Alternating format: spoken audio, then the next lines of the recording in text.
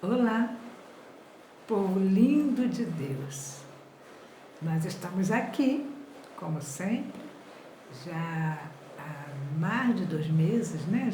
Já vai para o 9º vídeo, que nós estamos satisfazendo aquele anseio da nossa célula que se reunia aqui todas as semanas para nós estudarmos uma porção da graça de Cristo, a nossa célula em verdade e graça.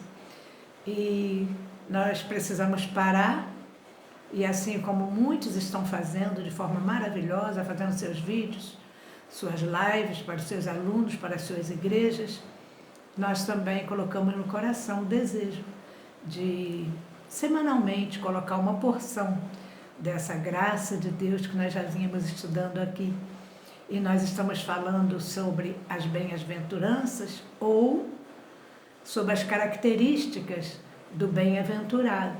E nós paramos 2 semanas para falar sobre a igreja de Corinto e as práticas daquela igreja que não é digna de ser imitada.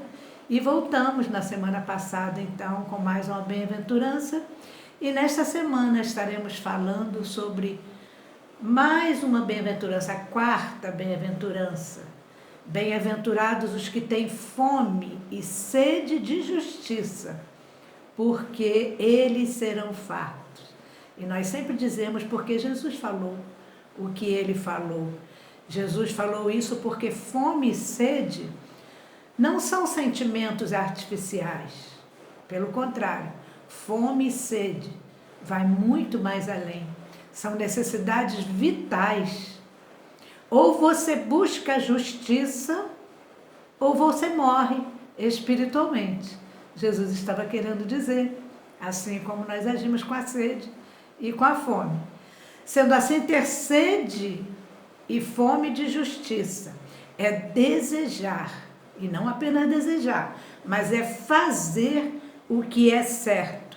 E nós sabemos que em se tratando de Jesus, em se tratando dos ensinos de Jesus, fazer o que é certo não é fazer o que nos é conveniente, mas é fazer a vontade do Pai. Então vejam que as bem-aventuranças seguem sempre em dupla. Enquanto aprendemos a ser pobres de espírito, nós choramos com os que choram. E quando nos tornamos mansos, temos fome e sede de justiça. Podemos dizer que o propósito de Jesus nesse retiro era mostrar aos seus discípulos que eles poderiam ser em resposta para o anseio daquela multidão, que nós falamos sempre. Jesus está lá no monte, num retiro espiritual com os discípulos, mas a multidão continuava lá, aguardando por essas respostas. E a promessa de Jesus é que nossa fome e sede serão saciadas. A promessa é fartura de justiça para aquele que tem fome e sede de justiça. E a palavra no grego para fartos, serão fartos, é fortes. Seremos fortalecidos se tivermos fome e sede de justiça. Veja que aqui não fala que seremos repletos de felicidades, como a religião promete. O que mais ouvimos dizer é que devemos buscar a felicidade, que Deus nos fez para sermos felizes, para sermos realidade. Não que isso não aconteça com os seguidores de Jesus, mas a motivação de quem segue a Jesus não é essa. Em 3 capítulos da carta do apóstolo Paulo aos Romanos, Paulo afirma que Deus quer que sejamos justos, mas que jamais conseguiremos essa justificação por nós mesmos. Deus já se encarregou dessa justificação ao enviar seu Filho, Jesus Cristo. E após justificado, nós temos fome e sede de justiça. Sabemos que Jesus se tornou homem e sofreu tudo por nós e cumpriu tudo por nós. Nós podemos observar que no Sermão do Monte, a importância do tema é justiça. E na última bem-aventurança, nós vamos ver que diz: bem-aventurados os que sofrem perseguição por causa da justiça.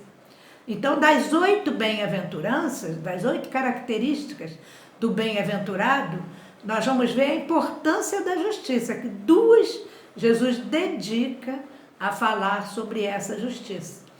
Quando temos essa fome, somos bem-abençoados, somos abençoados, nos tornamos prósperos, nos tornamos fortalecidos, mas de justiça. Os escribas e fariseus, irmãos, tinham um conceito de justiça que batia de frente com o conceito de Jesus. A justiça deles era externa. Eles queriam aparecer, faziam de tudo para serem vistos pelos homens. Davam esmolas, oravam nas praças, propagavam jejuns, campanhas.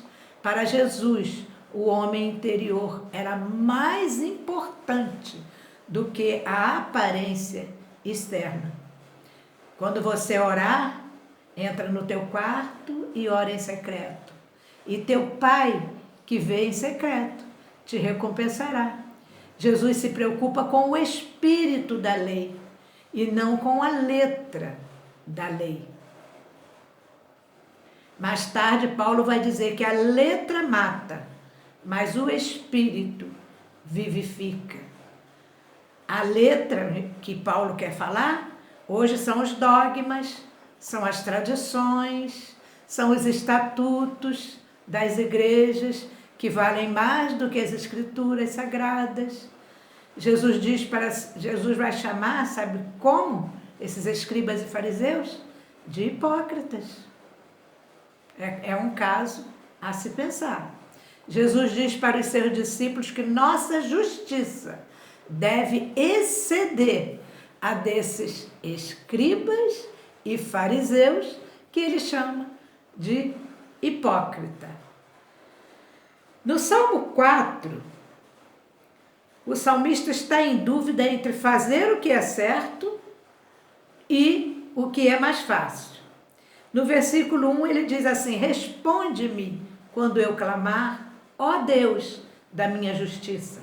Na angústia me deste largueza, tem misericórdia de mim e ouve a minha oração. E ao tomar a decisão certa de oferecer sacrifícios de justiça, depois vocês podem ler o Salmo 5, ele dormiu em paz.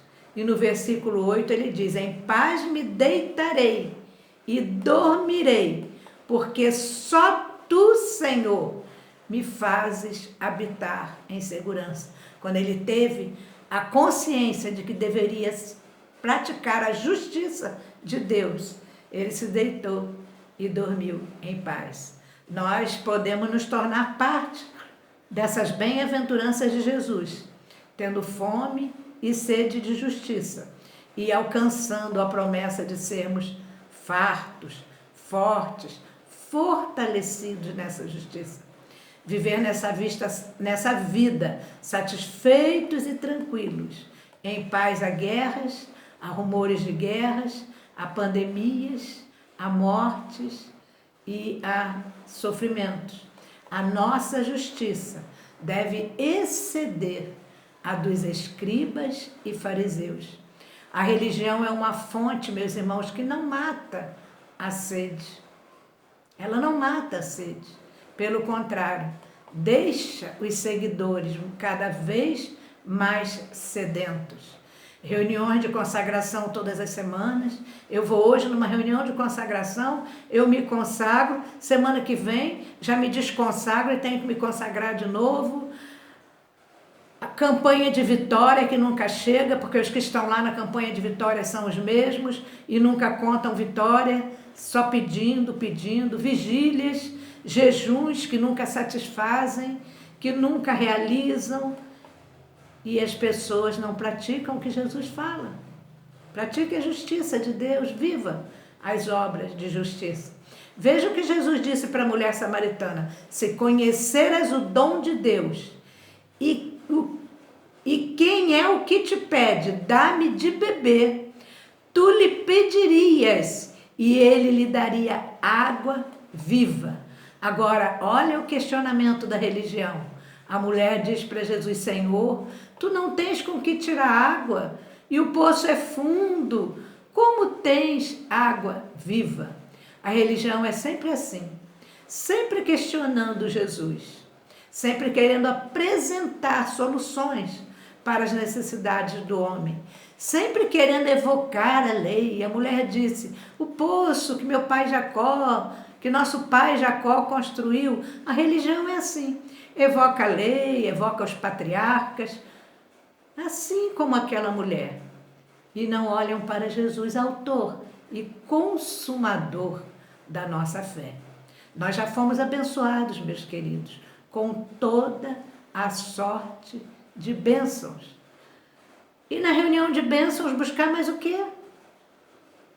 Por que você fica esperando o melhor de Deus, que ainda está por vir, se ele já veio? Se já fomos abençoados com toda a sorte de bênçãos. Só temos que ter fome e sede de justiça, praticar as obras de um justificado, abençoado em Cristo Jesus, o Messias de Deus. E só temos que viver em graça. Graça sobre graça. Que Deus nos abençoe com mais essa característica do bem-aventurado. Amém.